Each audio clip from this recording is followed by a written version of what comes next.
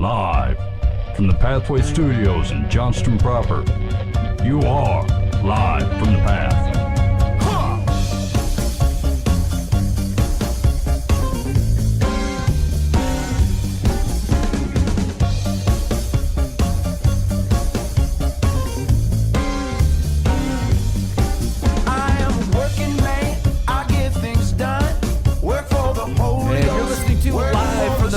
Somebody from the Pathway Studios here in Johnston proper. Yeah, we haven't been here forever. It has been a comedy. It has been a comedy of errors as to our absence. Okay, so I'm gonna tell you a quick story. So I mean, this happens every once in a while, and it seems to correlate around the time Boova's no longer around. Right, as soon as Boova stops showing up, for some reason, everyone's like, whatever. Dan's been married for forever, so he's going to have his anniversary or whatever. Mike's going out of town for work all the time. When he hasn't been out of town on a Monday night for like 9 months or something. And like, I swear to you, I got the super COVID. It's what I got, I can't remember how long, maybe 6 weeks ago or so. And like, it was the worst. I've never been so sick in my life. Like, I'm almost 40 years old and I don't recall ever being so sick and for this long. I was like in bed sick for like a week before I saw any kind of reprieve. And like, I was hallucinating. Mike, we were talking about this before the show, but like, I was texting Mike about how I was supposed to help with a planned invasion of Shechem. Yeah, and like, then he texted me on how he lost it. No, we didn't retake it. It didn't happen. Even his own hallucinations were against him. He wasn't even victorious in the retaking of Shechem. It was terrible. Why did you drop your hand? And like, I don't know if it happens to anybody else, but like, so when I get a high temperature, I start to hallucinate. But like, I'm aware of it. I'm like, I know I'm not supposed to retake Shechem. I get goofy like that, but I haven't gotten that. Not that far. Okay, Dan's going under control. But and like, my mind was going. And here's the thing: is that maybe this makes sense to someone's end-time theology, but not mine. Mine does not require any of this business, and so I'm like, this makes no sense to me. And I'm like, you have a high temperature, and you're just going loopy. But then, I mean, it doesn't take but 20 seconds later, I'm like, Shechem, how are we gonna do it? Yeah. Who's a friend? Dan, the tribe of Dan. No, not the tribe of Dan. And so, I also had, for some reason, I was trying to put a series of what felt like cubbies into my second floor, because like we just moved and we had only been in this house like 3 weeks and we're doing construction all over the place, and like I was trying to do a price list and a materials list, and as soon as I nailed down the materials list, my mind would go, you can't connect that to the downstairs, and I would like, shoot, I can't. But cubbies don't need to connect to it. It made absolutely no sense at all. And I tried to write it down so I could look at it, but like I just could. It was awful. Anyway, that could have been your next book. Yeah. Cubbies don't connect downstairs. By Ben Foose. and other thoughts from Shechem. So anyway, I was sick for like a week, and of course, as soon as you're sick, they're like, you've got the COVID. And so I tried to call, and they're like, dude, you need to do a COVID test. I'm like, are any of these symptoms of the COVID? And they're like, well, fever and like high temperature and hallucinations and loss of weight. They're like, yeah, that could be COVID. I'm like, doesn't that also sound like 100 other sicknesses? I mean, aren't these the symptoms for absolutely everything? When someone says you're sick, you go, high temperature, maybe a little bit of coughing, and you're not feeling like eating. Lethargic? Yeah, tired. You have a virus. That's right. This seems like 100 different things. Like, no, we think you have the COVID. So I went in and they tested for the COVID. And I don't know have anybody else been in for the COVID test, Dan? Yeah. I've had one, but it wasn't the same as yours. Yeah, you got to do the spit or whatever. Yeah. Where you could spit it. Did you do the full nose one? Holy cats. Again, grown man. And like, I felt violated. Yeah. It was like an attack. Yeah. And that's like, what I hear. they stick it up your nose, and then like just to a point where it really starts to hurt, and then they shove it up another inch. Oh, wow. And then they swab it around. And like, the lady didn't warn you, which is probably her wisdom. She's probably done this 1,000 times. She's like, don't tell them, because then they're going to think she just lie back, and then whoom, right up in there. So anyway, they did it, and it's I know people are dealing with the COVID stuff and it's difficult, but like, this has been months now, 6 months. You figure they've got this under control, but like, they couldn't get the results for like 5 days, but they wouldn't see me for anything else until they got the COVID test back. I'm like, isn't this why we do the protocols, the masks and all this business? Can't I come in? But they wouldn't see me for anything else. Eventually I go to this, they didn't have the test back, but the pulmonologist agreed to see me, and he's like, yeah, even if they say you don't have COVID, you have COVID. I'm like, well, why do we do the test? Can't we just put your expertise on the corner here and we'll just save that nose poke? So, Go ahead. Honestly, so they want you to test for COVID before you come in. Yeah. So if you have COVID, what, you don't come in or you do come in? Either way, don't you come in? That's what I'm saying. Yeah. Yeah. If they It's like- proved I have the COVID, they would let me in. Then you should come in. Just, It's like, just well, let me in. no, you don't have the COVID. Just stay sick.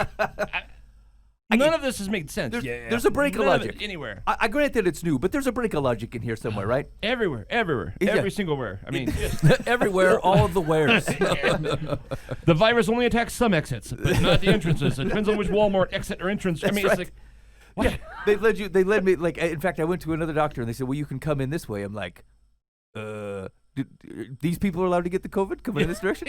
It was you don't weird. care about that. And like, somebody somewhere, and I'm like, for you guys, if anybody's playing softball or sports, like, there's weird things, like, you can't sit on the bleachers, but you can sit anywhere else, and you can't be in the dugout, but everyone's still in the dugout. Like, it's just, people are trying, but you lost your head a bit, okay? Anyway, long story short, they tested me multiple times for COVID, nothing. I felt I still couldn't do anything. I kind of convinced myself. I went back to work. I worked from home, but it took a month for me to feel like I was normal. So, like, that's part of the reason, like, we didn't do a show for a while is that Mike was out of town, Dan was doing stuff, but, like, I could not do it. I couldn't leave the house. I didn't want to come here and get someone else sick, especially because we couldn't figure out what it was. So how does that work when you work from home? Are you still, like, working? Are you still, I mean, Yeah. you're yeah? Yeah, I'm working. That's pretty slick. Yeah, it's pretty handy. it's pretty nice. As a matter Wake of fact, up, clock in. Actually, here's the thing: it creates bad habits. I don't know if you other guys, anybody else, what your work from home experience is, but like, so if I had to be normally at an 8 o'clock, I have a standing meeting every morning at 8 a.m. I'd have to leave the house at like 7:15, get downtown, get walk there, get logged in or whatever. Now I wake up, maybe it's 7:52, and then I turn over and I turn my computer on, and I'm in my, might be in my undies, might not be, who knows. And I take a phone call, and then I take another phone call, and I might not get around to doing anything for myself till like 11:30. And it's I'm not sure it's good. I'm not sure that it's, I'm not helpful. sure. I'm not sure it creates goodness in my life. Anyway, I tell you all that though, just to say that, like, it was just a weird set of circumstances of people traveling and me being sick, and also, like, we could have come in and do like a 2-man show, but like we'd just been gone so long that I didn't want to. I just thought, like, I'll make you wait till everyone's back. So anyway, it's a full house tonight. Nathaniel's in here with us. Dan and Mike are here. We're sorry for that long story, but we're glad to be back. Yeah, It's good to be really here. glad to be back, actually. Yeah. So I don't. Oh, hey, one other real quick thing. Brian, if you're listening, so like we just fired up the equipment. It hasn't been on for like 2 months or something, and for somehow I missed a message that someone had put to the complaint line from a man named Brian back in March, and I really feel bad that we missed that, because I want to say thank you for calling. I appreciate you called to talk about an episode that we did about like when the COVID stuff started happening, and I really appreciate your feedback there. And then he had provided some Pope style, which is awesome. Which was pretty good, actually. What was? Do you remember what it was, Mike? It had to do with if you're not. What was the exact word? If you're not inconvenienced by the gospel throughout your day, or spreading the gospel throughout your day, you're probably not doing it right. You're probably not taking up your cross. Yeah, correct. Yeah, Correct. Yeah. Anyway, so boy, I was super encouraged to come in today for having been gone so long, and I don't know if the Lord hid it from me or I'm lazy and don't do things right. Either way, Brian, thanks so much for calling the complaint line. It was just cool to hear your voice. Especially because we mostly get texts, and I appreciate you listening. Thanks for calling in. I'm sorry I didn't get to it sooner, so big apologies from us. I'd like to say we'd get better, but I mean, if you've listened to the show, there's a very low likelihood of that. No. Yeah. Most of our feedback is just really negative comments on our YouTube channel. So. That's right. Yeah. That's right. Most of the stuff is going on over there. So you'd think we'd also stored up a lot of stuff to talk about, but here's the thing: most of the stuff that's gone on since we've been on the thing is the thing where I'm like, nope, we're not adding to the, I'm not acknowledging that. I refuse to interact in that particular conversation. I don't know what's the matter with that thing going on over there. Like, it's speaking noise into noise. Well, and actually, I've had multiple conversations over the last couple of weeks that, like, there is so much going on that is absolutely unnecessarily divisive that speaking into it isn't worth it at all. It didn't do anything. And they are, and all those things are dominating, like, news headlines and water cooler talk, right? And I'm like, boy, I've never had so much going on and had so little to say. Yeah. Like, I just don't know that I can speak to any of this because, frankly, I don't know if it will even be heard with a bit of reason. Right. Nobody's changing anybody. They're just making everyone angry. Yeah. No matter what the topic. Yeah. It's just, Right. It doesn't matter what the topic is. And like, folks are like, yeah, this is the way things are. I'm like, this is not the way. I mean, like, I realize that I've gotten, older and my interest in, say, political things or the way the culture is moving changes as you get older, but like, I don't recall growing up in late 80s through the 90s, graduating about 2000 or so. Like, politics was always like, yeah, there's always these folks that are disagreeing or groups of people that are fighting. But, like, it is literally, I am this and I'm done listening to anybody else. and people are shooting each other And over then, it. and then here we go, Yeah. and like, it's not, and then if you pull, like, if you talk to individuals, right? Like, I've talked to quite a few people that they just don't sit politically the same as I do, They're completely reasonable. We have a completely reasonable conversation. Those are not the guys that anybody is actually talking to. The Yeah. reasonable people that's like, yeah, I can see where you're coming from. I just don't, I don't think that, and like, it just seems like it's where in the past it's like, look, during especially work, right? We don't talk about politics or religion. We live both of those things out. These are just hot button issues. These are the only issues actually going on right now, and like, people are show up screaming, ready to talk about it and fire it up. And you're like, how do I even speak into what's going on when, like, you are literally just adding to noise, right? Yeah. You're just putting a big old pellet inside of a tin can and shaking it around like a Zophar. What is a Zophar? What's that thing? The horn? Yeah. The Jewish horn? Yeah, what's that called? Is it a Zophar? So far. Isn't... So far. No, that can't be right. No, it can't that be sounds a like a Zophar. joke. I That call sounds it like a a start horn. of a joke. Anyway, a big ram's horn. Yeah. Yeah.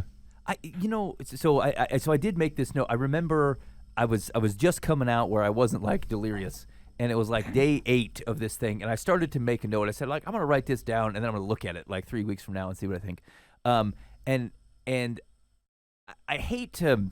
I was trying to make sure this was a valuable Jesus discussion, and I think that it is. But it intermixes on how we think about our country. And what I wrote was, free speech demonstrates humility. Free speech, the freedom of people to get to say that they want, is a demonstration of humility. And this was around the time when, like, Facebook and Twitter were basically saying, look, here's the narrative, and if you're not saying what things that we deem to be false or things that don't align with a CDC recommendation or whatever, we're not going to let other people see it.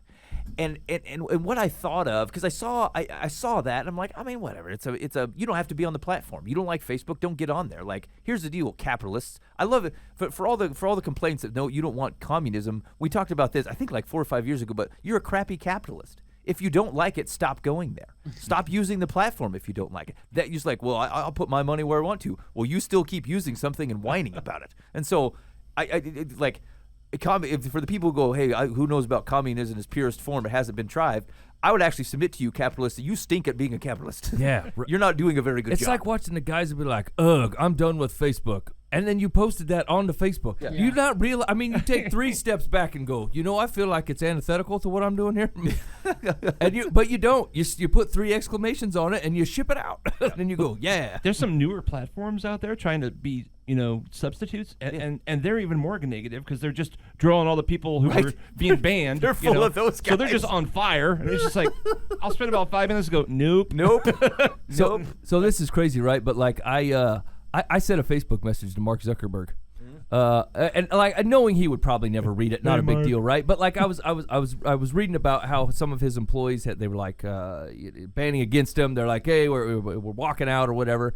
And I thought, whatever you think about social media or Facebook, right now they're asking this one man to call balls and strikes on a platform of free speech, right? And so, like, at the end of the day, people were writing gossipy, half-true things on cave walls, right? Like, as soon as humanity got the option to bend a truth or tell just the part of the story that they want to, or or slander a guy out front in the middle of everywhere, they did it, right? And then now this guy is being tasked with, do this so we like it. Handle your platform of free speech in a way that we like it. Right. Free speech is not conducive to that.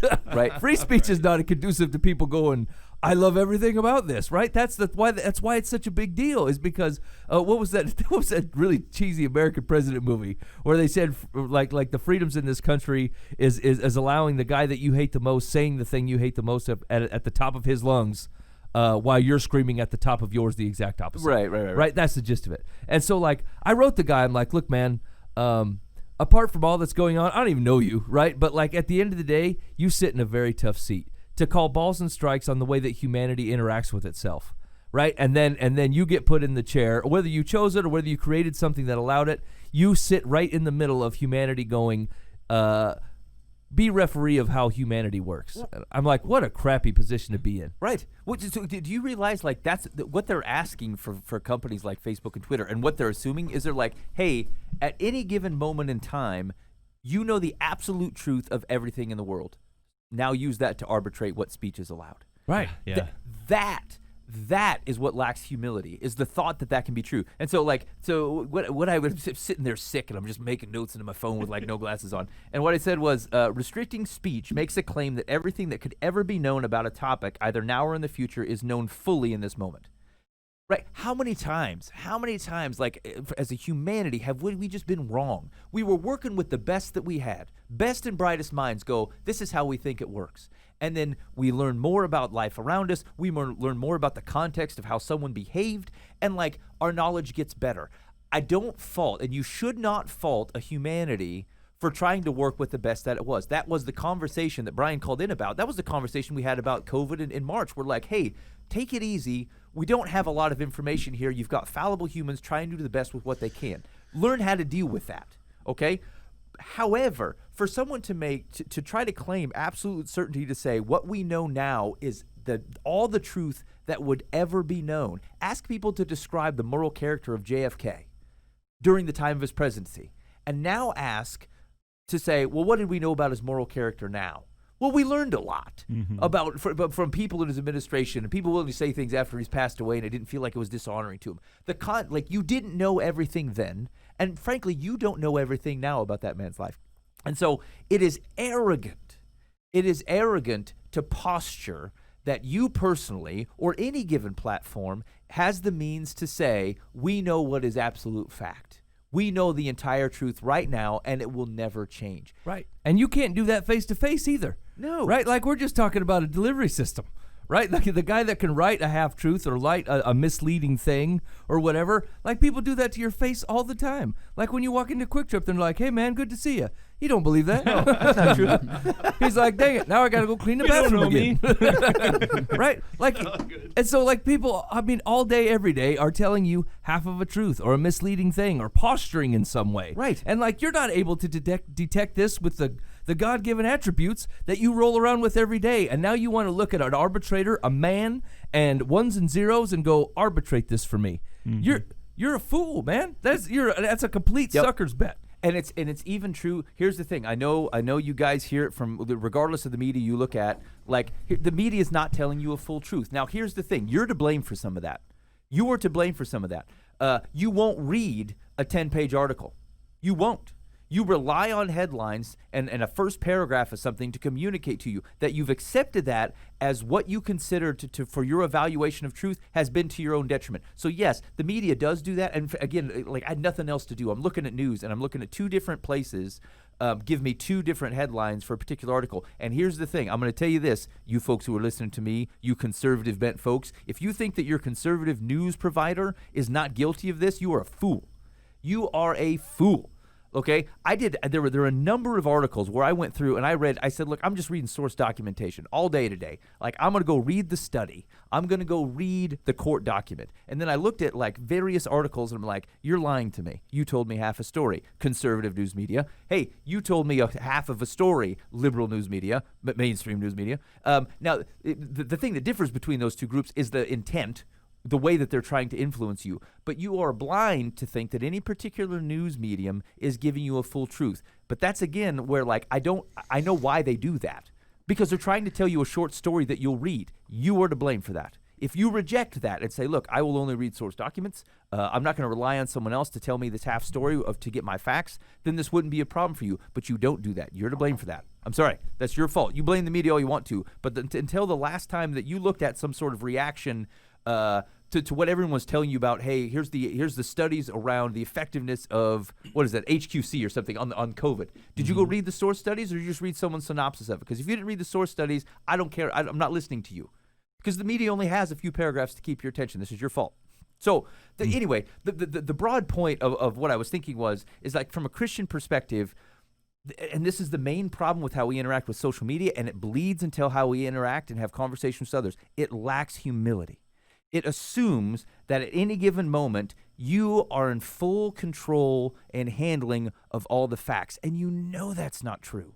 You know that you're lacking context. It assumes that we will never learn more of context, that no one anywhere in the line of information had any bias or misunderstanding or incompetence.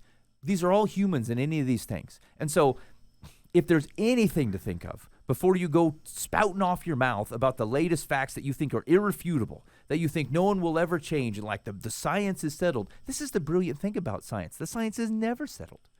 It's never. Science has a built-in thing that says as facts change, we communicate new things, okay? Where you do not lack humility. That's what this is. It's an arrogance that say, I know because I read from someone else who claimed to know, who obviously doesn't entirely know. They don't have the vision of the world. They've got information from humans who are fallible. Now, here's the thing. In humility, you need to look at everyone else around you dealing with it and doing things the best they can. All right? That's what we talked about before. But there's no high horse here. You don't have a grand notion of owning facts. As much as you think there's all kinds of stuff people thought were irrefutable 50 years ago. It wasn't irrefutable. Things change. Do the best you can with the information you have, but your arrogance cannot stand as Christian witness. It simply cannot. And that is the behavior that I've seen on social media, and frankly that I've seen in even some face-to-face conversations, is arrogance. And it's the mark of the beast. Like arrogance is the prime characteristic of Satan, to be able to know who God is, to be able to have walked in the presence of Yahweh and think, I have a chance at defeating this. That's arrogance. And if we don't learn anything, it's to recognize when we are being arrogant, and your handle on non-biblical facts that come from fallible pots of humans is your biggest risk for arrogance. And frankly, that's what's contributing to this explosion of stuff in our society. We know the minute something happens in the news, I know the motivation of the guy who pulled the trigger. I know the motivation of the people that were marching down the street. Our world is way more complicated than you give it. It always is. It's always more complicated. It doesn't mean you can't call balls and strikes on things. Hey, you shouldn't do this or that. Hey, maybe we need to look at these procedures or whatever. But again, you do the best you can. But your level of arrogance around it, I think, is the biggest risk to Christian witness, because it puts a claim on human facts over and above a submission to kingdom life and kingdom values that say we walk with humility here. And that is the key. If I had to roll it up to something, it lacks humility. All of it lacks humility. So be careful. It means sometimes, and again, we've kind of had this discussion, but there have been times where I'm 2 weeks into some kind of major thing, and I'm like, I feel like I should say something. I'm like, I don't know. I'm going to walk in humility here and say, look, if I don't know where to speak, I'm going to prayerfully put the thing that is bigger than me into the hands of the one who is bigger than me, and say, look, I will speak when I know things for sure. Here's what I know for sure is this is arrogant. I know there's arrogance here. I don't know all the balls and strikes of everything that you guys are fighting over, but I know that we're talking about it in such a way that it reveals arrogance. And so I don't mind saying that. So anyway, Ben's big sickness revelation is, look, it's a humility problem. It's an arrogance problem. Totally agree with that. As this was unfolding, all the COVID stuff, just all the stuff, Yep. And the whole world's on fire. I thought I had to scrap my plan for preaching, for this year. It's like, okay, yeah, how to raise kids right now. Nobody cares, right? right. So I was looking for, okay, I didn't know what to do. So I started going through Ezekiel. Thought, okay, it's kind of fun. Then I thought, actually, this is kind of depressing. The world's on fire. And Ezekiel's saying, you're all gonna go burn. So I thought, okay, I need to change. So, but then it was what you just said was what kind of came to mind. It's like we need to talk on humility, and so I went to the Beatitudes. Oh, perfect. And just finished it a week ago. Yep. Because I thought that we need peacemakers. We need people who are meek. We need right. people that are thirsting, for righteousness, and even though it wasn't that long ago, I went through that. I mean, it's been 5 years or something. I don't Right. know. And it was just like, yeah, that was just it was answered the situation better because, like, you're right.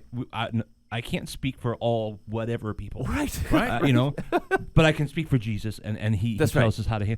We're always praying for, if we just pray to God, He'll heal our land, and blah blah blah. What if He's waiting for an army of peacemakers to go out and make peace? Right. We're waiting for Him to wave a magic wand, and come on, heal the land, God. Right. You said you would. Get off your butt, Right. and be a peacemaker. Like active making the peace. Exactly. Yeah. Anyway, man. Well, and that's the thing is it takes humility to say I don't know all the answers, but here are the things Jesus told me that I know for sure, and so I'm going to go do that. Yeah. I'm going to do that, even in face of people who want to argue about it, because like it's just so difficult to the stuff that you read, and like you read one account of something, you're like, oh yeah, totally, I totally get what's going on here, and then you read a different account, and you're like, oh well, maybe no, it's a lot more complicated than I thought, and like. There's human evil in there, and there's natural human bias, like not even intentional, not even malicious. Yeah. And so like, hey man, I will never know all the facts. I just can't know it. It's Yahweh gets to know everything. I have a limited scope, and so with my limited scope, what are things I know true? I know that the humble and meek will inherit the earth. I know that we're called to make peace, especially with people who I don't want to make peace with. And so. Like if we can just ground ourselves in that, and like if you're not, Dan, that's such a great thing to think about. Like is what I'm about to say, either in person or online, align with the values of the kingdom lined up in the Sermon on the Mount? And if they do not, the fact that you claim most of your fights over one piece of datum. Here's a piece of data that I said that you said was this, and I say is this. Great, it was 6%. Now it's blah blah blah. I mean, okay. Yeah. React to the best that you can, but like, is that what we're going to go to the streets on? Let's go to the streets making peace. We're going to go to the streets over this data point coming from other fallible humans who collected the data from other fallible humans who may or may not be influenced by other fallible humans. Like, okay, like you can only control so much here. And that was my whole question on that: is are we agitators or peacemakers? Right. Because Yeah. most of us are just we'll take our slant on. Well, here's what my science says, or here's what my article says. And we're only posting that to agitate. That's only why we're doing right. it. That's I say right. We. I mean, in general. And it's like, I don't think we're called to do that. There's even an arrogance in saying I want everyone to know that I own this perspective. Yeah. It is mine. When it aligns to being right, because I think it is, I want you to remember my name was associated with it. I was the guy who thought that. I'm like, you arrogant bastard. That's really what we're after here? Right. And I mean, Paul speaks almost directly to that in Galatians, right? He says, they're making much of you for no good reason. Right? You want them to make much of you. And it's okay to be made much of for the right reasons, and that's not why they're making much of you. They're making much of you to your own glorification, and it's a disaster. And right, that's what an agitator is, right? You make much of me either being right or being the counterpoint or being strong in my beliefs, and like you're just in there to throw muscle. Yeah. Yeah. And I hear, I know what some of you guys are thinking. Like some of you are like, but doesn't the truth matter? Yes, it does. What I'm telling you is it lacks humility for you to think you have a claim on the true facts of the world. I think you can understand. I think you can know the true facts of the kingdom because Jesus outlines those. But your ability to be like with absolute certainty to own the true things of human behavior and circumstances coming from third party to third party to third party through bias and bias and bias. I'm telling you that whatever you think you're holding on to is not near as firm and you can't be near as confident in as the truths of the kingdom. And so if you got to pick something to lead with, let's lead with the thing that you know for sure from a behavior and worldly focus perspective. And then, I mean, yes, pursue truth, do the best you can with the facts in front of you, but like just know that as a human, you just do not have the ability to see a full picture. And I promise you, like when you've done a lot of the work that Dan's life has been serving Christ is you get pictures into people's relationships, and you get pictures into people just before they're dying, because when they're dying of something, and like being in the midst of humans in those situations, you start to get a lot of context that you go, oh, I didn't have all the facts when I last interacted with him about this thing. Or like, holy cats, I never knew. Right? When's the last time you tried to help somebody with something? Or right, like someone came to you with a problem. They're like, I'm having a problem with this guy. Or me and my wife are struggling. Or my husband's being a real blah, blah, blah. And you're like, yeah, he is. I'm going to go talk to that guy? right? And then you go talk to him. He's like, whoa, whoa, whoa. Here's the thing. He's beating cats in the basement. Right. You're like, what? What? That's not what they said at all, you know? And then you're like, I wish I'd never got in the middle of this. You know, I got way differing stories. And I'm like, I can't tell what's going on. It has honestly been probably the biggest struggle for me is like, I will get involved with things and I'll be 3 steps in and go, I have no idea who's lying to me. Somebody's lying to me. I cannot tell what the truth is, right? Maybe both of them. Maybe they're both lying to me. I have no idea what's going on. And then like I have to fall back and go, God, I don't know. Like I wanted to help. Like I had good intentions to get in the middle of this and deliver a strong word if it was needed and comfort this here. And then I'm like, somebody's lying to me. And I don't know what's going on. So I guess I'm out. I don't know, man. I just and like don't think that people are doing that any different to you, right? It's just constant. Right, it's just absolutely constant, and frankly, there's a portion of, and Christianity falls into this, right, where we tend to start worshiping truth, right? Like truth is no doubt a good thing, but it's not the worship, right? Like it's an idol, right? And so like people be like, and here's the deal, or here's the thing that I noticed, here's the center of the thing, and I want you to know that I saw it, you know, and I picked it out, and like. That was they teach you this like when you're dealing with kids that have like if you're working through adopting kids or kids that have grown up in a certain environment, it's the relationship you're there to maintain. That's what you're there to maintain. You can't die on every truth hill or misbehavior or whatever. Your job is to protect your relationship with that kid. If you took that exact same approach to humanity, right? The truth of the thing, there's no doubt it is important, but like my relationship with you is the thing that I want to save, is the thing that I'm willing to put time and effort and whatever into. And I would say our current state of affairs is not that, right? Like I'm willing to burn every relationship I got so you know that I think the coronavirus is stupid. Okay, I mean, I guess if you want, you know, and so like the same thing with whatever thing that you want to pick that you don't think I understand wholly. And the truth is, I don't understand it wholly. That is true. I don't understand the whole breadth of it or the thing. I don't. Any of it. Even the stuff that I could half believe. I don't understand it completely. You know, but you're willing to burn me. You know, I'm sacrificial to you, opposed to mask wearing or not wearing masks. Or, you know, whether I march or don't march, or whether I think this happened or that didn't happen, or whatever, right? You're willing to sacrifice me as a human and everybody else that doesn't want to or is having a hard time seeing what you're getting at. And that's a horrible perspective, right? Like, that's just tough. You don't agree with me, you're out. I will burn every friend I got. I've seen people post that on social media more than once. Oh, man. If you believe this and this and this, go ahead and take me off your friends list. Okay. Yeah, great. Because you sound like a jerk friend anyway. Yeah, I mean, you're willing to get rid of me based on one news article that I didn't even actually pay attention to. Right. I'm not 100% on what's going on. I'm reading the same thing you're reading, and I'm up in the air about it. I'm like, I don't know if it's true or what exactly happened or whatever, you know. So I don't know. It's sad. Like it really is. It's totally defeatist and not a love of people. And like it's number 2 on God's list, right? Love me, love people, right? Love me, do what I tell you to do, and then love your neighbor as yourself. 2 big commandments cover the big fat part of the book in the front, and we're really failing at the 2. The number 2 thing, we're probably not doing great at the 1, right? But like the number 2, we're not even trying, right? We're just like, love, not necessary. That guy refuses to wear a mask. He's out. I love you if you wear a mask. That's right. That's right. It's just so difficult, you know. Yeah. And I know, and I again, like, I know it's easy to be like, well, what do you guys mean then? Just because we can't know everything in the world, what am I supposed to do? Nothing. No, that's not what we're saying. Right. What we're saying is, the way that you approach everything should be undergirded by the humble notion that, like, you know that you're not in control of every perspective and bias. Yeah. You know that. And so knowing that means how you approach a situation should be reflected in that humility. Not that you don't approach it, not that you don't do the best you can with what you have and the brain that God gave you, but if the way that you approach it reeks of arrogance that claims that you know more than you do, and that you don't recognize that inherent human bias and misperception and agenda doesn't exist in the person marching the street and in the police officer that responded to something and the news media that covered it and your uncle who read it and forwarded it on to you in a Facebook message that said you got to share it because the truth must be known, then you're a fool. That's arrogant. That's what I'm saying. Do the best you can, but like anything that doesn't reek of humility, because you recognize that you are a limited human, and so are everybody that you dealt with that day in every medium. That's where you're going to lose it.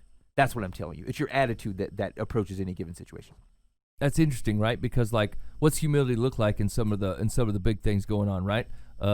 If you think masks are stupid, you should wear your mask. What do you care? I mean, really, what is it hurting you? Humility goes, wear it.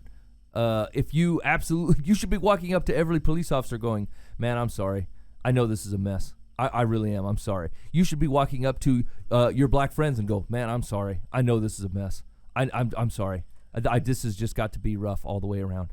Right? There's all kinds of situations that I don't understand, right? But I do know that there are hurting people, and like I don't want them to hurt, and I know it stinks, and there is truth, and there are things that have to change, and there are things that are flat out wrong, and we're not saying not to get behind those things, right? And be a force for changes that are good for people, but your basis still should be on loving people, not hating a group of people, right? If your motivation is because you hate the group of people or this other group of people, you're already setting out wrong. If your motivation is because you love this group of people and you want to see things change for the better, and this other group is causing the problem, yeah, you're at least out half started with the right motivation. But if your motivation starts with, I just hate those people, right? I just hate them. Well, then you started out wrong. You left the house wrong. You should turn around. People are making much of you for the wrong reasons.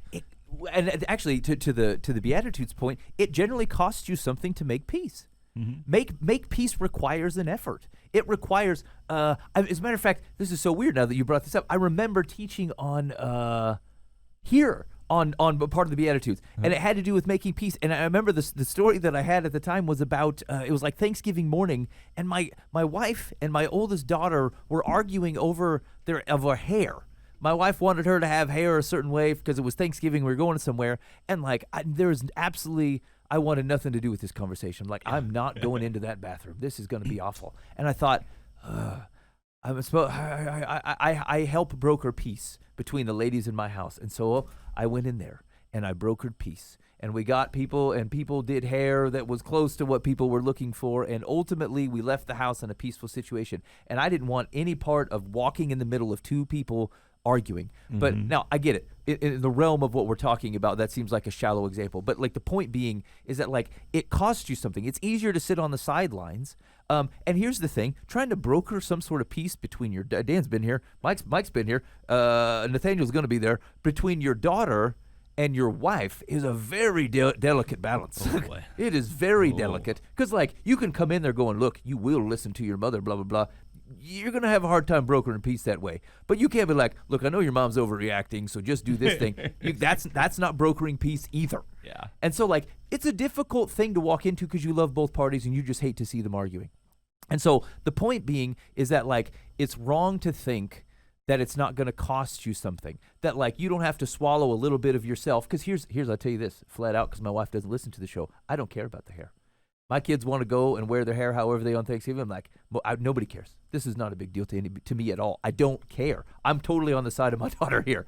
But here's the thing. It's like, it's not about me. That wasn't about what I think. It's not about protecting and showing everyone, hey, everyone's overreacting because I don't care about the hair. It's finding a way to make peace between two people regardless of what I think. And so it will cost you something. It will mean that you don't, like, it's not about you and you spouting your beliefs. It's about listening to why these people are arguing about this type of thing. And like, yeah, I get it. Sometimes there's just people who are never going to listen. Okay, don't burn all your time over there. But like, it takes effort, it takes time, and it will cost you things to make peace. And if it's not doing those things, back to Brian's point, you maybe you're not bearing your cross here. You just we wanted to stay out of it. But like most of us are on social media going, boy, it sure takes a lot of time and effort for me to spend all this time pissing people off. Yeah, man, I'm so wasted on this. What an effort. Yeah, boy, I've been tearing up the news pages all day. You've been doing what now? You've been doing nothing. You haven't been doing anything. People used to at least write signs, right? Get the markers out, cut a board. You know what I'm saying? Like, we're not even doing that. We just get on, click, take that world was how. Oh man. All right, sorry. Hey, I don't want to come back from the show after months and do something heavy, but like, anyway, those are my rambling notes. It's been a heavy couple of months. It has. Right? Like, and I think you can probably say, I did not think that like the prolonged way that this is going was taking a toll on me until I realized it was. Oh, yeah. I think it really is, actually. And like, I don't think there's a need to put a fancy media word to it or anything, but like, at the end of the day, people they're not community as they were, right? You're not free to community as you would, right? And like the freedom that you had to stop by and just talk to a guy or go help him put a barn up or to, help him change a tire or whatever. Like, it's just, you can't even stop by off the road and help a guy change a tire anymore because he might kick you to the curb and be like, Right. whoa. Hey, you got a Trump bumper sticker? I don't want your help. Yeah, Come on. get out of here. It was on the car when I bought it. Yeah. We were driving around that giant van. You remember that van of Sean's? Yeah. The green one. It had a Fred Thompson sticker on the back. Yeah. And every once in a while, someone would like comment on it. I'm like, first of all, Fred seems like an all right guy, and he was dead by then. And it's the second of all, really? This is the thing that rubs you the wrong way? A guy who lost a primary like 8 years ago? What's the matter with you? People are weird. My wife works at a school, and she right now is just in the office. Yeah. And she had people all day today calling in and just yelling and just and so she's pretty beat up. She comes home and I said, well, here it's where everybody's at right now. You're the dog everybody's kicking. Yeah. It has nothing to do with you. It has nothing to do with the school. Everybody's upset at everything. Yeah. And they don't know how to express it. And they're just. Yep. And she knows that. I mean, it wasn't anything she did. Yeah. It's It's still hard. It We does can't help to hear log that, in. though. It's That, like, look, they don't actually mean this. One gal called, we can't log in. Are you going to help me? He says, well, are you in the settings? But I'm not going to do that. Are you going to help me? And she kept saying, well, did you go to the settings? And Yeah. she finally hung up on her. The gal hung up on her.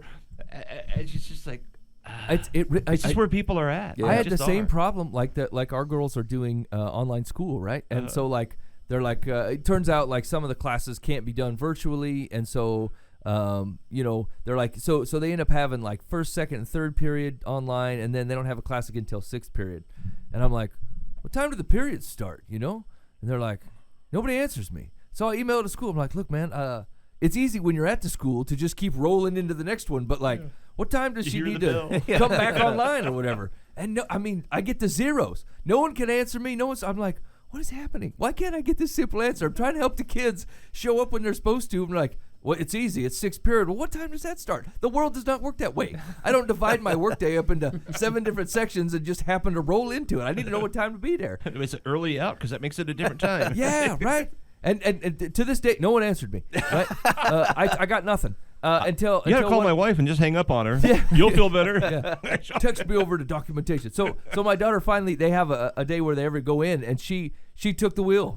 She went and she wrote it down every period. She wrote down what time it started. She's like, here, leave the school alone. I'm like, I wasn't fired up about it. I mean, they were irritating me, but I wasn't that fired up about it. I know why they're not answering me, but it really is. I mean, it's just people are just high strung. It's a mess. And like, yeah, I mean, I've been taking it poorly as well. Like even some of the things, they're like, the virtual school's been kind of tough. I'm Yeah. like, I don't know what's supposed to be going on. What a hard thing to figure out. Like, regardless of what Instantly. Yeah, I mean, so here's the thing: is that like it's real easy to get caught up in whether you think it's justified or not, Right. Or whether you think, hey, they should never set foot in a school again, or everyone should be in there spitting on each other. Like, whatever your point of view is, like, can you at least recognize that like there are massive groups of educators trying to figure out the impossible?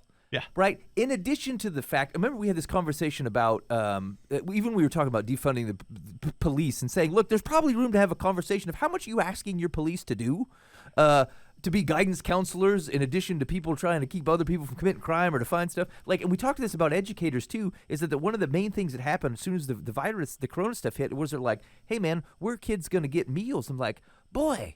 You forget that like maybe the school system is overloaded with stuff that they shouldn't have to be doing. Like, but so now think of that same burden and the stuff that these folks are worrying about, and like these are impossible things to solve. And not only like, hey, what are we going to do about school? But then they're also thinking, how do we feed the kids that are homeless, and how do we find what about the kids who don't have internet? Like these are impossible situations that the sinews of the schools are trying to do, and like you're not going to find a perfect answer. Some kids are going to feel left out, and maybe even their being left out emphasizes the nature of their worldly situations because they can't get a ride anywhere, and the bus doesn't go over to this place, and they can't get a meal. Like.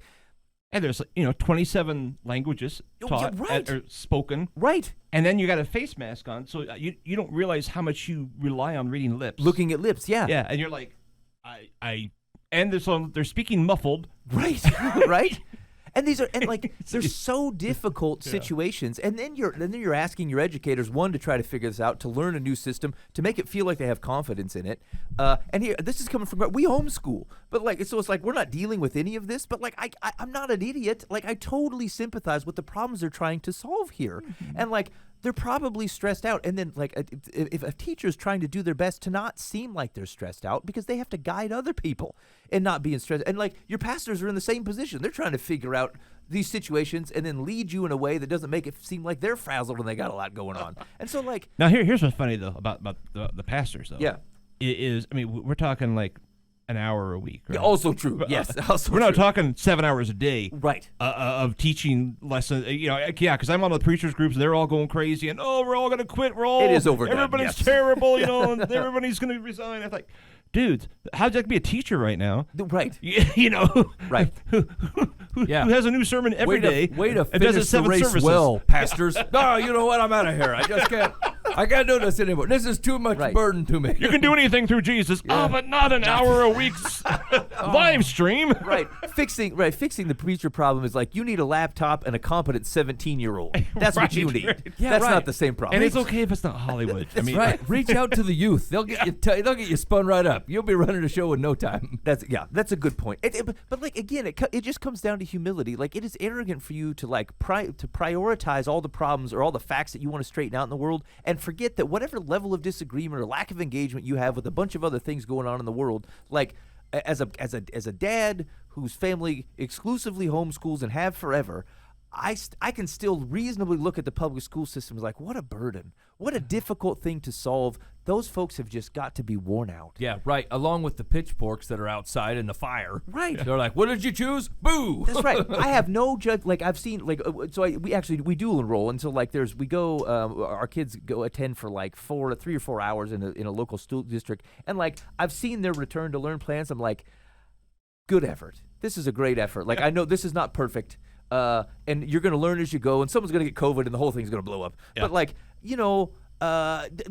I have quibbles about it. I'm like, well, that's probably not the wise decision. Hey, I think you're probably overreacting here. But what the heck, man? They're doing their very best in a very difficult situation. Just be kind and humble. Right. If you had this figured out, you could be president, but you don't.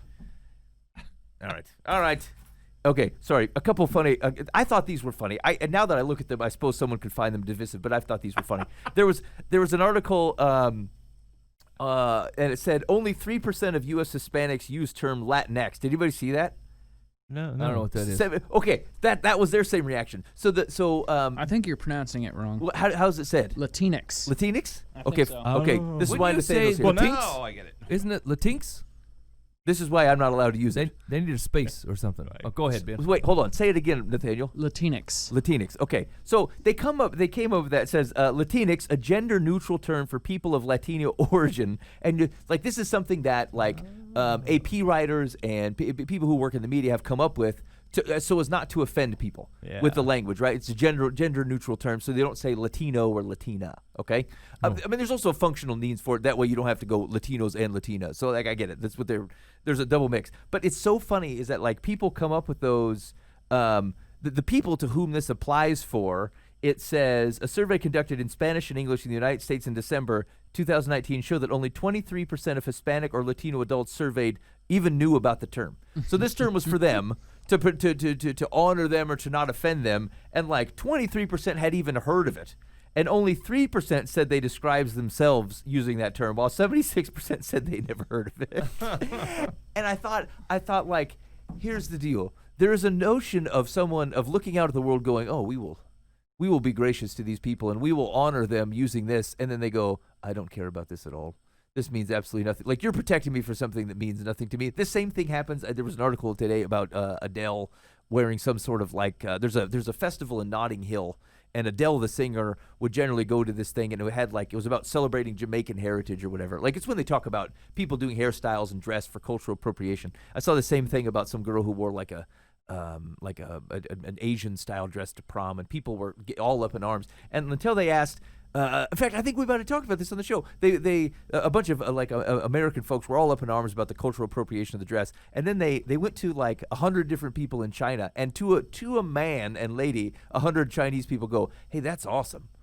We love that we feel like they're honoring our culture. Look at them Yeah. using the Chinese Yeah. dress over there. And the same reaction was like a bunch of people were upset about Adele having worn this hairstyle and this top or whatever that used the flag colors. And like they went and asked some people from Jamaica, and they're like, boy, it's just so awesome to see the celebration of our heritage and culture showing up over there. And like a bunch of people in London are totally up in arms about it. And like it was kind of the same thing that like at some point you have to like it is again, it comes back to humility. It is arrogant to say I will be the protector of this group of people when you ask a group of people and they're like, that's awesome, and you're like, this is the worst thing. Well, I think this is a little bit different. Like from what I've read about it, I'm trying to be humble here, I don't know anything. But it's more of like them trying to blur the lines, like between like, there's no gender at all, so we're all just fluid amoebas, and in order to and then you come up against a language that's built on male and female, Which, right. All Latin languages are, right? Right. Yeah. And so what do we do here? Latinx. Right. So I don't think it's like more like about protecting the Latinos. No, agreed. As like An agenda push. Yeah. But I mean, I'm not 100% on that. But No, that's that's probably what I true. got the feel from it. But I suppose either way, like there's still a reaction that like trying to do that same thing within a culture that's built on that, and they don't have a problem with this at all. And there's an attempt by someone, and like they were accused of like anglicizing the term to try to like wash something together. When like it's actually important that some nouns are feminine or masculine. They're communicating something that frankly a lot of people don't believe in anymore. Like, oh, well, that's not actually a masculine trait. But like a lot of our languages and things are built on those types of things.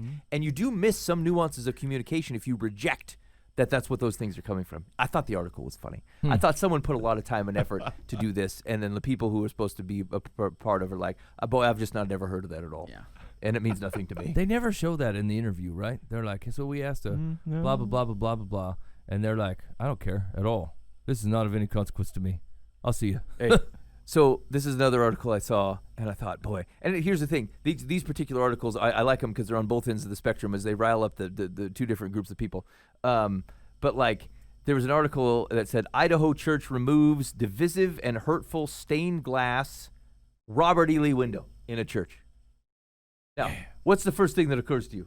That they have a stained glass window of Robert E. Lee in there? Yeah. So here's the deal. Most of this is where like I've got a group of like highly conservative friends who are like, this is ridiculous. They're trying to change history, and like, why are they removing Robert E. Lee? My first reaction was, why is there a stained glass window of Bob Lee in this church? This shouldn't be here at all. If you want to talk about a monument in front of the courthouse, okay, fine. Have a conversation about that. But like, can't we all be on board that Bob Lee doesn't need a stained glass window in a church? This shouldn't even be a story. They should have taken this down the minute they put it up. You're sitting there singing in the sweet by and by as you look at Robert E. Lee over to the left. You're like, boy, I don't know. This seems weird. It makes you wonder who else is in this church.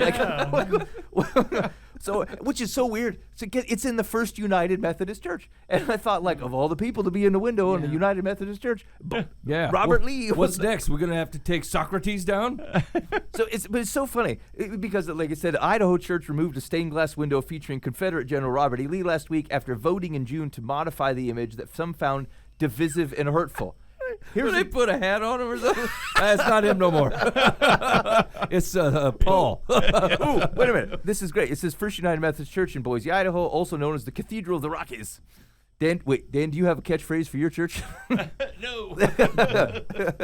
Took down the image of Lee during a deconsecration ceremony. How can you was it consecrated at some point? I suppose it was. You should be more embarrassed for what put it up. That's where you should be embarrassed. It says, after having originally covered the image with a black banner that read, "We repent." The church had been contemplating removing the Confederate general from one of their stained glass windows ever since Dylann Roof murdered 9 black congregants at Mother Emanuel American Church in South Carolina. It says, following the Charleston tragedy, we began a process to engage this community in deep questions of racial justice and God's call to us in the 21st century, acknowledging our own sin with the stained glass window panel in the right transept of the cathedral. Wait, the window pane, here we go, honors Presidents Washington, Lincoln, and Confederate General Robert E. Lee. You're repenting of the wrong thing. Yeah.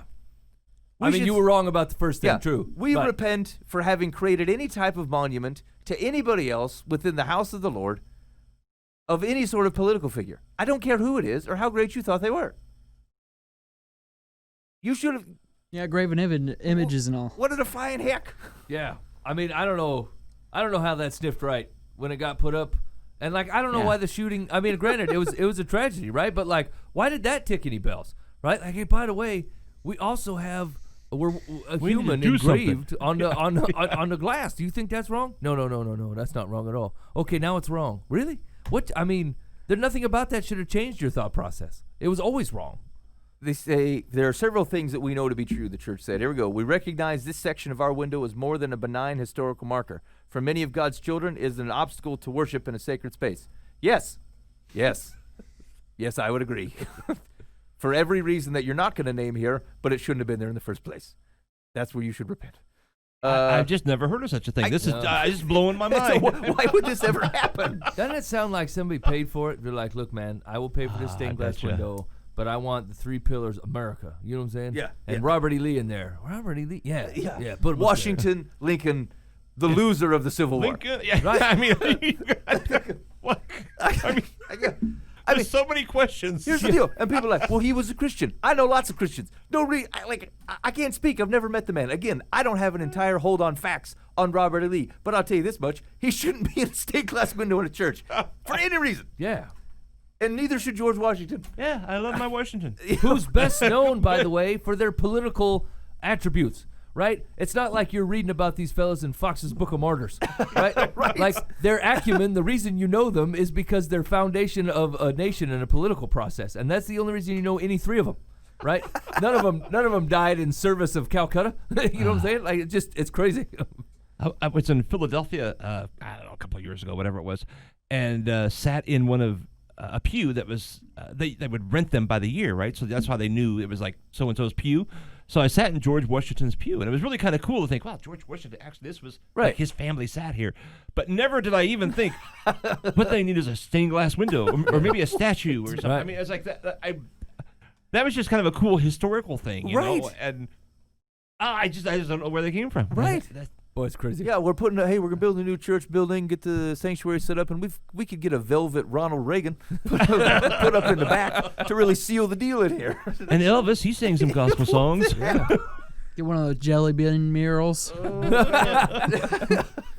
I'm Hey just, man, we got to put a light on this.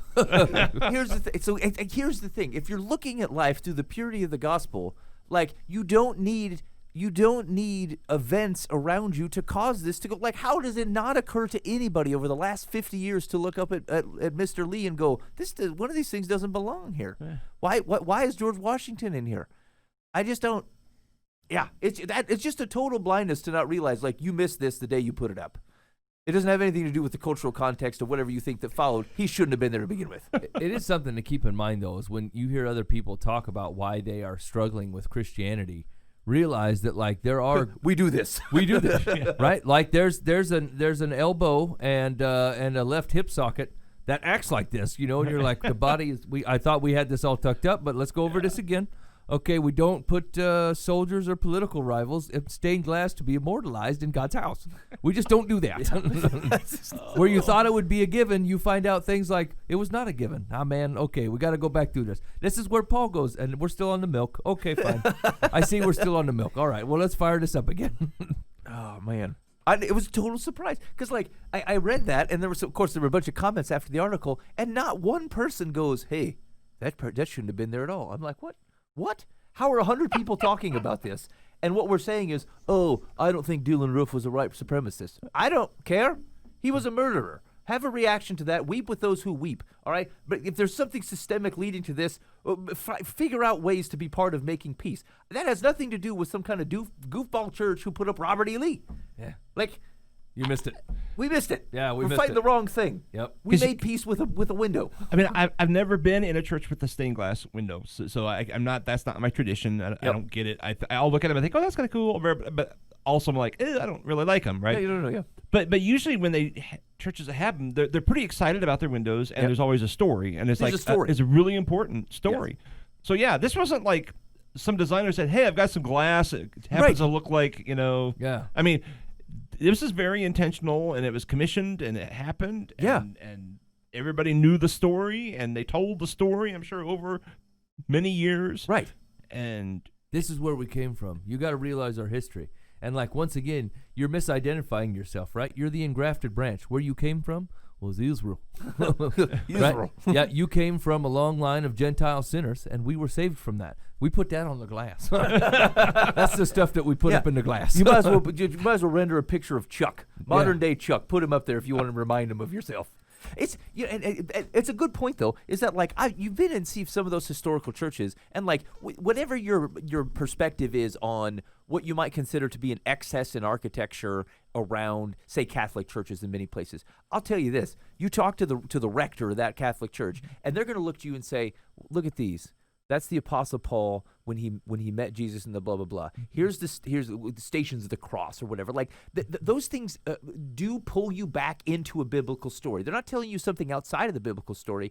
They were intending to honor God with the biblical story and surround people with those types of things. Now, frankly, most of us who walk into a Catholic church are like, "Oh, that's neat." Most of the people. Some of the people who are going to that Catholic church would look at those same things and go, "That reminds me about the sacrifice that this person made." Yeah. And so, you know what I'm saying? Like that's why there's just always a bigger context, and what I might find in excess, some people might really connect with, and I think that's a healthy conversation for the church to have. Bob Lee, George Washington, Abe Lincoln. No, it's not even that bucket whatsoever. I mean, Does the Israel had article- like, "Hey, there's these 12 stones. Remember when that happened? Oh yeah, but they didn't have, Right? It had nothing to do. the Moses pole or something. I don't know. Does the article say what they replaced the glass with? Like, is it just like a normal pane now, or did they get new Bill stain? Clinton. Yeah. Yeah. We put Dale Earnhart up there. Let me see here. Done. Everybody loves Dale. No, so it said there was a banner over the top of it, and it said it was a D. Window pane honors. We were deeply. No. I thought there was. Oh, yeah, okay. Deconsecration Santa took down the image of Lee, covered the image after having originally covered it with a black banner that read "Repent." So they just took down Lee. They didn't take down Right. It sounds like Washington. George Washington and Abe Lincoln are still there. They had to etch around him. Now there's an outline of Lee, so Yeah. we still get the story. Oh wait, is this a picture of? No. Oh yeah. Look, they got Martin Luther up there. Oh yeah, Lincoln, Washington. Oh, they're all on the same pane. There's like a picture of Robert E. Lee, Abraham Lincoln, and George Washington, and then right next to him is an etch of Martin Luther and Athanasius. Boy, these guys just. I mean, it's a very nicely done window. I mean, there's nothing wrong with having with creating stained glass and art and depictions of people. It's fine, right? Yeah. Like it just doesn't belong in God's house. Yeah. That's all. Yeah, have that. Okay. Anyway, I thought they were funny. I thought those were two funny stories, probably for the wrong reasons. All right, Mike. Let's give some advice here. The world has been waiting with bated breath. Dare live from the path. My husband's best friend lives with us. Okay. And I love him like a brother. The problem is he has no degree and no car and aspires to nothing more than work in fast food part-time. Mm-hmm. We took him in to help him get through a bad divorce, and now it seems like he'll never be able to leave. He doesn't make enough money to support himself and has no ambition for completing his education. My husband is convinced there is no path for him to better himself. Since I'm supporting all three of us, this has become a serious bone of contention. How can I improve this situation? Wait, but your husband don't work either? Are they old? Make no mention of age. I mean, because Nobody talks about at 65 like that guy don't even have a degree. So I'm Yeah, assuming yeah, they're sounds like, young to me. I'm assuming they're like 25. They're 25. yeah, or late 20s, early 30s, something like that. Works at Burger King. This is so. Here's the deal. This is difficult. Because what you don't want for someone you care about, you don't want to be a person that causes a rift over something that feels like it is material. Can't I just? I mean, hey man, he's already staying here. Like, do I really want to cause a bone and a big potential problem by saying, look, this can't be that way? But here's the thing. Here's what I'm going to tell you. Christians are in a hard position because we deal in true things. Okay? And the truth is that like, it's when you look at the reality, and that includes the realities of the world around us. And the reality of the world around us is is that like if you don't work, you don't eat. And frankly, we were talking about this. You know what's so interesting? We were talking about when Jesus is talking to the crowds about anxiety, and he says, "Hey, look at the birds of the air. Okay, don't I feed the birds of the air?" Let me ask you this question: Do the birds? Does he come down, drop a finger down from heaven, and drop food in the raven's mouth? Yes. Dan says it's happening. No. Dan saw it in a stained glass window. I've seen it. the hand of Yahweh feeding the raven. No, what does he mean when he says he feeds the raven? He means he has created ground and seeds, and he sends water, and he grows food, of which the raven is out flying about 10 hours a day, looking for and eating. Mm-hmm. And when he looks at the disciples and he talks to the crowds and he says, look, don't I also provide for you? We've gotten so far away from that mind frame where, like, when he says he provides me, it means I sit on my butt and somebody from the church shows up with groceries. But like when he says he provides for you, the farmers of this world create 1.5 times the amount of food that's actually needed to feed everybody. And I mean everybody. We waste a lot. God provides for us through his creation. And so it caused this existential thing. Was like, am I supposed to be farming? I feel like maybe I'm supposed to farm. We should farm. Maybe I should be farming more. But here's the thing. God's proposition for saying, don't worry, I will take care of you, it's built in that he doesn't send corn into your house. Like, you still have to cultivate it, and you still have to pick it up. And, like, think of the guy. You remember, like, the Bible, the Acts, like, when they're taking the guy out to beg at the gate beautiful. His friends are helping him. They're picking him up. That guy is still working. He's just working at the gate. Mm-hmm. And so it is a lie to represent to someone that God's view of the world is, I don't have to do anything, and someone will take care of me. Mm-hmm. It's just not true. And, like, it's not, I struggled with this for so long because, like, it feels like, do I mind helping people that need help? No, I don't. And will it cost me something? Yes, it will. And, like, are there going to be times where, say, I work hard and this person isn't really doing much of anything and they're benefiting? Maybe that's true because they need help, and we should be perfectly fine with that. But if you have the ability to otherwise live in the world and behave in it in the way that God says is true, and I continue to shield that fact from you because I don't want to hurt your feelings, that's a mistake. It's a lie. It's a dishonesty. And I don't think we're actually serving people by doing it. And so, yes, people will get mad when you say something like, hey, look, you can't live here forever. I'm doing you a disservice. And you are going to have to find another place to live. And that does maybe mean that you got to work a couple jobs, or you got to find a better job than the one that you have. I will help you as much as I can up to this point. But it is fundamentally a dishonest representation of the world, and it is not a violation of Christian charity to be honest about the true state of the world. Even when God says, don't worry, I will take care of you, he has built into the fact that you're going to respond to his blessing, not wait till he blows open the door and shoves it in your face. And so I think there's Christians with a burden for the world and a love of people will always have a hard time here, and it's the right thing to struggle with. So I'm okay. I came to this position like even within the last 2 months or so. I had to teach that section. I'm like, how am I supposed to think about this? And I found a sense of peace that I think I haven't had for a long time when it comes to how I help people, by thinking about that particular example and recognizing that, like, it's not my job to be dishonest with how the world works and how God's set up to bless the world. And I'm taking something away from them by trying to make sure it's that. And I'm not lacking charity. I'm not saying, hey, I don't love people because I won't let you freeload for years. Mm-hmm. That's not loving people, okay? It's fundamentally denying a reality that God has created for a blessing. You get blessing from work. Adam did work. The ability to reap God's blessing upon your life is such a gift. Just like most of the good things that come that God says, like joy and peace, a lot of the fruits of the Spirit, you won't get by sitting on your butt at home on the couch and going, I just am enjoying the fruits of the Spirit. You see them by actually doing the kingdom work, and they produce in you, and you get to see that you have peace where you shouldn't. And you are able, like, making peace, being a peacemaker is so rewarding. It's so rewarding. Being someone who gets to be part of helping someone find Jesus and be able to live a free life that they could never live, that's a gift of the kingdom. And to the extent that you never get to be part of it because you sat home waiting for the blessings of the Spirit to come upon you, you misunderstand the work. It's not because God's saying, I will only bless work. He's saying, do the work. That's how blessings come. That's how you get to see them work.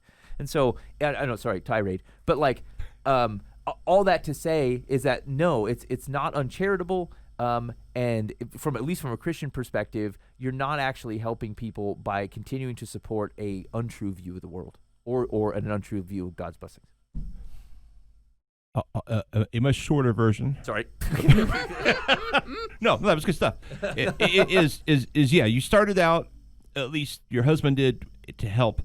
At some point, you're not helping. So your next step is don't get all irate and everything and drop him.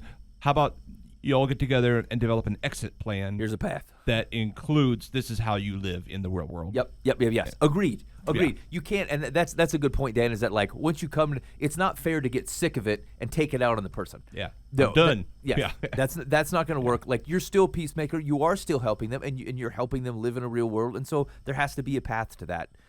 It's not your job to be punitive. It is your job to be honest. Mm-hmm. Okay, so you got to figure out the right path to that. Mike, are you taking a deep breath because you're not sure on this?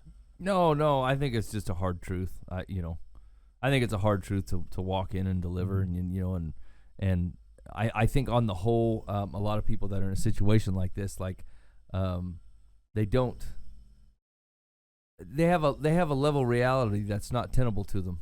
Right, like I will find a place I will move out when I have the right amount of money and I can get my own apartment or a house with a yard or whatever. And be like, look, you can't afford a house with a yard. I mean, you're gonna have to tone this down a little bit. You can probably get a 1-bedroom, probably not even in town, studio, probably in like one of the off towns, right? But like, and that's not. It feels punitive, right? Because you're asking them to leave your home where they're set up much better. Right, there's food there, and there's a comfy place to live, and most things are paid for, and it's no big deal, But at the end of the day, you're saying, look, with the amount of work you're willing to do, this is the reality of what you can actually afford. Yeah. She said he is working, right? I thought he works fast food. Fast food, yeah. Right? So I mean, that's a job. Yeah. So it's a job, but like, what you're not going to do is move out of your buddy's house with his wife and then move into equal accommodations, right? You're going to end up in an apartment somewhere, that covers cable and electric and water all in one swath. And you're not going to have as much room, and you're not going to enjoy all the byproducts of what a married couple upbringing a house looks like, And so, like, I think that most of the time where I've heard kickback about this is like the person who's staying or the person who wants to live there, they have unrealistic expectation of what moving out actually looks like. They're like, I'm gonna walk into this thing and be set up, and it's gonna be great. And it's like, look, with the amount of money you make, that's not gonna happen. You're gonna have to lower your standards, right? If you're not willing to either work or do something different, then this is the max of what the blessings you're gonna reap, right? It's all the more you're gonna get. And then they're like, well, forget it. If that's all the more I'm gonna get, I'm just gonna stay here. There's no reason to move out. Well, I mean, there is kind of a reason for you to move out, So like it's a difficult conversation. And I think it assumes, like, part of that underlying thing has the thing that I was kind of getting at with the kingdom work, which it assumes that there's not a value in the process, like that this is simply a measurement of outcome. Well, here I get three meals a day, and I have a room all to myself, and I don't have to pay for cable and it's a measurement of outcome that says there's no value in being a person that lives independently and pays for their own stuff. That isn't, I don't want to necessarily say like that isn't a burden on somebody else, because like, again, to the notion that people need help, we should be glad to give, and they shouldn't think of themselves as a burden. But like, there is a value in being someone who, like, going to work and providing for your family and providing for yourself.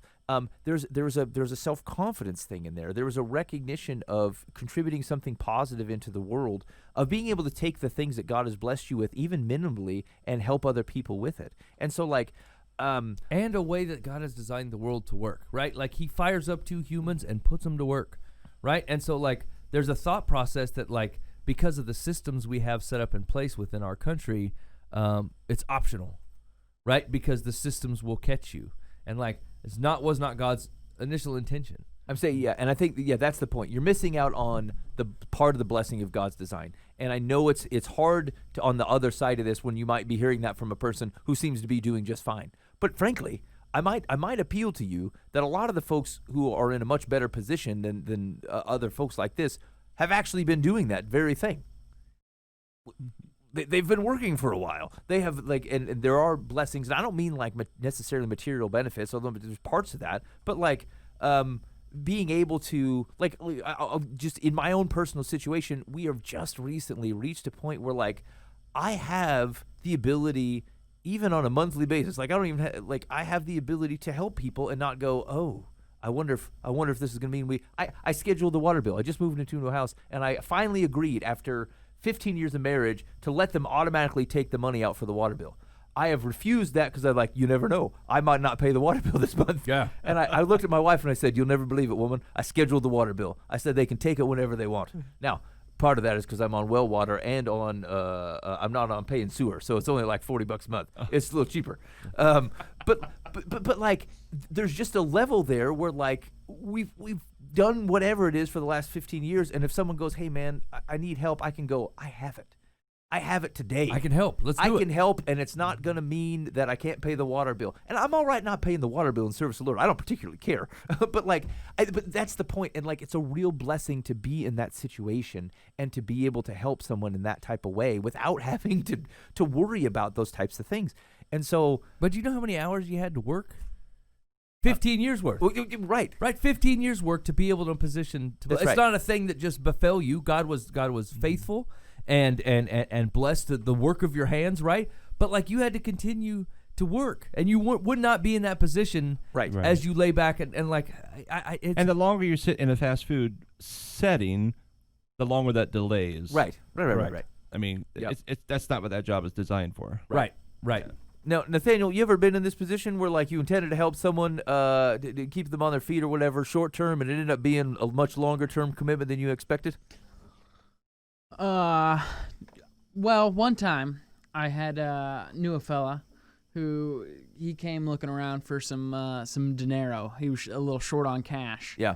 And so I says to him, sure, I ain't hurting for money. And he says, I'll pay you back anytime now, And it was like $600, Right. It wasn't, That's no chump change. yeah, it's not pocket change, but it's also, I'm not, breaking the bank or anything. But then, eventually after, some months go by, he's like, hey, it's going to be a little bit longer. I was like, I thought about this. And eventually, because he was a family member, Right. I says to him, listen, guy, just consider it a $600 birthday gift. And we'll forget it ever happened. Because I don't want to, I don't care that much. And I don't want you coming home at like Christmas and being like, oh, I don't want to hang out with old Nathaniel because I owe him some dinero. And so, that happened. And then like maybe 6 months later, he came tumbling back around. And he says, hey, remember how I didn't pay you back? Well, I need another loan. This time I'll pay you back for real. And I said, okay, are you sure? He says, yeah. Yeah, I will. And so it was like, I don't know. I think it was like $400 this time. And so I loaned $400 and he did pay me back. Oh, good. And then, but then like every, I think like 6 months from then on, there was like, hey, I blew a tire or rent or my hours got cut or this or that. And like, it wasn't a problem for me to help him out because like, since I've been married, I have not been, I have not struggled for cash because I've had a pretty good paying job and I've lived in a house for free because I got a duplex. Yeah.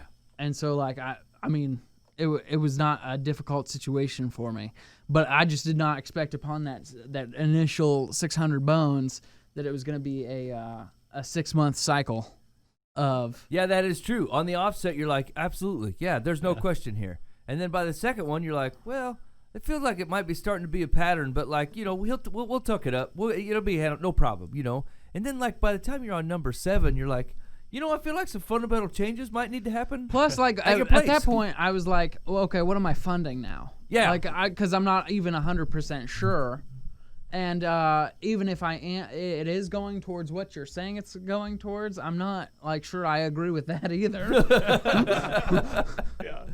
That's true, because you start to feel misgivings about it. You're like, well, does it matter what they spend the money on? My call is to be generous. And you're like, it kind of does. Yeah, it kind of does matter what you're spending on, because I'm not going to give you money to do the wrong thing. And then what you end up in is in a cycle of, look, I would love to give you money, but you're going to do bad things with it. So I literally can't give you any money. Oh, well, you're not generous. No, I feel like I'm being pragmatic. Like I said I will help you do good things, and even the things you intend for good end up being bad somehow. And now you've really tied my hands, because I'd like to be generous, but I can't be. And that really stinks, because I wanted to be, but I just can't trust it's going to come out right. And that's a tough cycle. It's a tough cycle to go out through. Yeah. I agree. I think you got to set the line. And it's a hard line. It really is a very difficult line. I get it. Yeah, I mean, I think that's. I think it's okay to say, look, I will default to the side of generosity. I will default to the side of to the side of grace. But it does not lack grace to otherwise deal with the situation in front of you. And being honest about a reality. You are not depriving someone of grace simply because you say, look, the truth is, I'm not going to keep giving you money. Because this isn't actually helping you. And here's the other thing, and this is the frustration I've had. Okay, I hate to bring this up. This is the frustration I've had with some of the stuff we see in the news. Is that there's a legitimate conversation that probably needs to be had that no one can have because we're talking about other things. And what a terrible waste of an opportunity to have the right conversation as a country, and instead we're going, oh, how many buildings burned down? Well, what? There were people out there who are trying to broker a conversation, and maybe you can call them peacemakers. They're out there trying to figure out a way to find peace in places where we can't seem to find it, and I can't hear any of those people, and that's so disappointing. And I think that the same thing kind of applies here, where if we're constantly, we can't direct our money to people. Legitimately, the church is supposed to give freely and graciously to people who need it. And you know what that might mean? That might mean someone who's not capable of working, and they're 30 years old, and they're not going to be capable of working for 60 years. And it goes, the church, you need to kind of step in and help. And we're like, no problem. Long haul. I will freely give whatever we got to make sure this is taken care of. Hospitals, orphanages, adoption agencies, all these things the church is in with giving money, and we don't even care. We're not even counting it. Get it out of here. Help people who need help. Totally cool. But if you're tying up some of the Lord's money when you don't have to be, you are kind of taking it out of the hands of other people. And I would hate for that to happen. And so and I think it's okay, because the reality is to say, look, we're not giving to this because we're giving to this. And that guy's actually capable of going and doing something. He just kind of refuses. And so, I know it feels like you're not being gracious. It's not ungracious to be honest. It doesn't mean you don't have to deal with that conversation, to Dan's point, in a gracious manner and provide paths to folks. And here's the deal. Sometimes people will flat out not choose it. Hey, I've created a path. And they're like, oh, I'm not going to take that. Well, it was an option for you. You are acting like you're out of options. You're not out of options. You just don't want to take this particular one. You don't get the luxury of choosing every option. Because here's the deal. Everybody I know in this room, we work every day. I don't know. I don't have the option of not working. I don't know why you have the option of not working. I don't get it. And so anyway, sorry. Long story short. To some of you it feels ungracious. We need to be chucking money out the window to whoever truly needs it, but it doesn't mean you're not discerning about whether people actually need it. Ultimately, for Burger King boy, all the good things in life do not come in brother and sister-in-law's basement. Yeah. So kicking them out is for the best. Yeah. They got to figure it out at some point, and maybe you got to be the guy that helps them figure it out in a rougher way. Right? They always want help. They want the cloud. They want the cloud out of the basement. And well, unfortunately, I think it looks like camper. That's what it looks like. You leave and then you go live in a camper, or I'll help you buy a camper or whatever. But it ain't going to look like you think it's there's going to be some kind of Daddy Warbucks stop by and hire you up at the latest law firm. Right? You're probably going to have to take double shifts at the place and then you should have started 10 years ago. You'd have been fine, but you did not. So, okay. Secular says, You should not be supporting all three of you. I am concerned that the husband is not working. I think that's crappy. Yeah, especially if our age insinuation is right. I don't understand what's going on here. Yeah. Be prepared to be the, quotes, bad guy, and stop the gravy train now. Your husband's best friend's career limitations should not be your problem. So give him a deadline to leave and insist upon it with the help of your husband. If that doesn't solve your problem, you may need the help of a lawyer for guidance. Oh man, that turned rough. Now here's the thing. The other thing I'll submit to you is that there is, and again, I think this supports what Dan was talking about. There is a path to reality. So like, okay, maybe they can't stay in your basement forever, but like, hey man, I'll help look for jobs or whatever. Like, I know you don't have a vehicle. I'll take you to the first 10. You're gonna have to take the bus afterwards, right? Like, it's totally okay to say just because people don't need like help with everything doesn't mean that you can't be kind and shouldn't provide them help in making right decisions. Like, I've had that come up in my life within the last 6 months that like people needed help when they were needing help on the path to a good decision that's valuable in life. I'm in. Where it's like, hey, we need help to sustain not a good path. I'm like, no, I can't do that. And like, but it doesn't mean like, hey, like not every option is, hey, will you have a place to live? No, but I can help you find a place to live. Like, you can't live in my house, but we'll help you find this thing. Or like, hey, will you, whatever, to handle this event for me? No. But I will help you make sure you get the right contacts so that you can do it. Like, you can be helpful here. It just doesn't mean that, like, the risk is that when people present to you a means to help them, they put you in a corner and say, this is your only choice. This is the option they thought of, and either you help me or you're not being helpful. When it's not in reality the only choice. And that's the thing you just got to, like, the only option for this man isn't living in your basement. That's a false view of the world. Correct. There's plenty of places to stay. And I'm not even talking like homeless shelters. Like, again, if he's working consistently, even at a fast food joint, there are options. Now, maybe he needs rental assistance and it's going to take him 6 months. And say, great, I'm glad to have you here for 6 months. You can stay. Since you're already here, we can stay for 6 months. Get yourself tucked up. You got a plan. You got an idea. Go. Yeah. You're helping towards good things, right? Like, don't draw stupid, arbitrary lines. And again, it goes back to what we talked about earlier. It's when you start to be punitive. That's when you're running out of Christian grace. Your job isn't to punish people, but it is okay to set up reality. That's perfectly fine. Okay, that's it, man. That's all we're doing. Yeah, that's it. Okay, hold on. I had it ready. Okay, there we go. Hey, you've been listening to Live from the Path. I hope you guys are having a good week. We're so glad to be back here in the studio. It's a bit roasting in here, but I over-prepared. I put on a sweater. That was a mistake. I don't know how the thrift store priest takes it. He's been sitting in that robe and all by himself for like 2 months. If you guys have any feedback for us on the show, maybe you thought it was terrible. You say, look, I finally waited for this to come back. And I wish you guys had stayed gone. Look at look at this. What a mistake in my life. Hit us up on the Bob Eisenhower complaint line. That's 515-517-0085, 515-517-0085. You can leave us a message. You can send us a text. We'd love to be able to hear from you. As you can tell by the last 2 times we brought it up, it really is delightful. Yeah. I really do love to hear from you guys, even if you're upset with the program. If we leave you with anything this week, guys, let's pray on humility. Like, as a group, as the fellas in this room, and as anybody that's picking up our voices, just say, God, humble us this week, as we approach our relationships with other people, as we approach how we interact online, or the conversations we have, even things that are like so important in the world today, the big conversations that we need to have. Help us to make sure we're not trailing human arrogance, that we've just got a mind for the kingdom. Hey, maybe hit up go to the Google and look on the YouTube and do a search for Pathway Church Johnston. Dan's got a series of sermons out there. He just covered this. He knew you needed it.